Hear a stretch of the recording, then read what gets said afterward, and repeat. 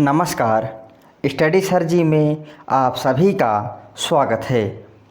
आज हम इस वीडियो में एनसीईआरटी की कक्षा 7वीं की हिंदी पाठ्यपूरक पुस्तक बाल महाभारत कथा के 12वें अध्याय द्रौपदी स्वयंवर इस पाठ के प्रश्न उत्तरों को पढ़ेंगे। इस वीडियो के अंत में आप सभी से एक प्रश्न पूछा जाएगा जिसका उत्तर आप कमेंट बॉक्स में दे सकते हैं।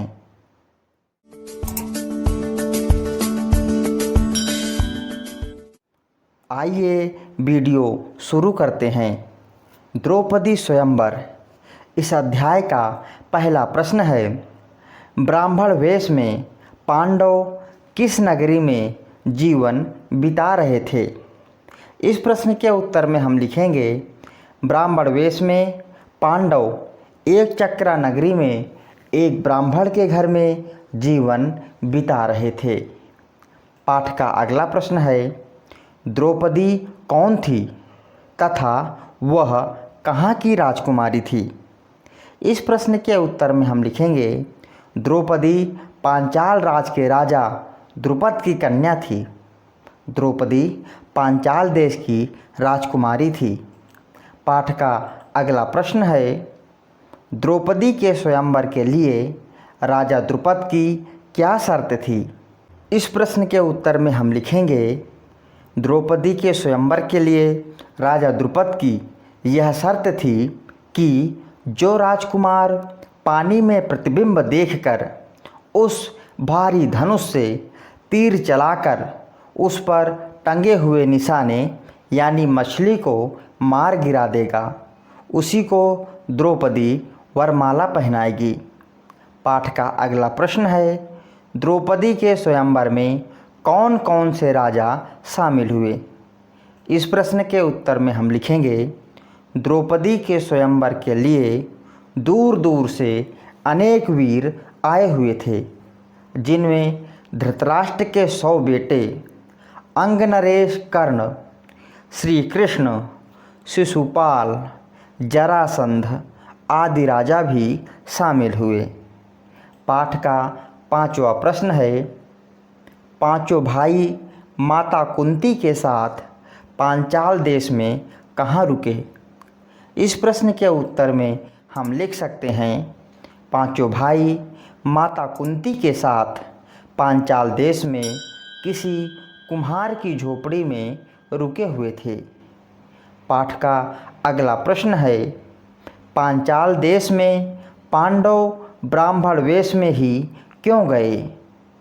इस प्रश्न का जवाब है, पांचाल देश में पांडव ब्राह्मण वेश में इसलिए गए जिससे उनको कोई पहचान ना सके। पाठ का अगला प्रश्न है, द्रौपदी का हाथ पकड़कर मंडप तक कौन लाया? इस प्रश्न के उत्तर में हम लिखेंगे, द्रौपदी का हाथ पकड़कर मंडप तक उसका भाई धृष्टद्युम्न लाया। आइए पाठ के अगले प्रश्न को करते हैं।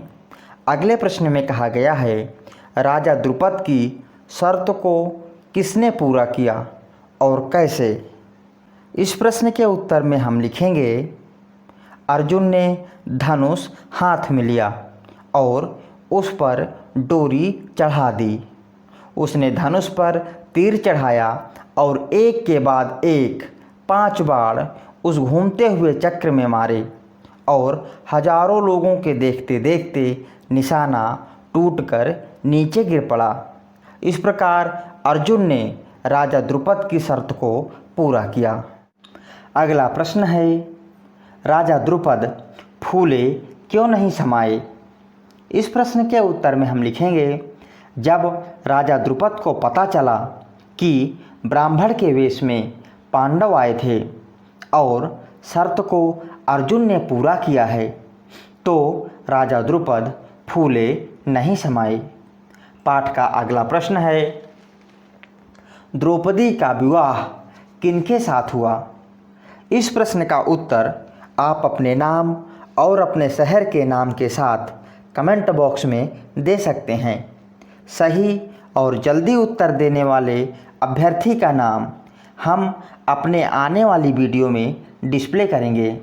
तो इस प्रकार द्रौपदी स्वयंवर इस पाठ के प्रश्न उत्तरों को हमने पढ़ लिया है। आशा करता हूँ आपके लिए यह वीडियो मददगार साबित होगी। यदि अभी तक आपने हमारे चैनल को सब्सक्राइब नहीं किया है तो कृपया हमारे चैनल को सब्सक्राइब करें और हमारे चैनल के साथ बने रहें। वीडियो देखने के लिए बहुत बहुत धन्यवाद।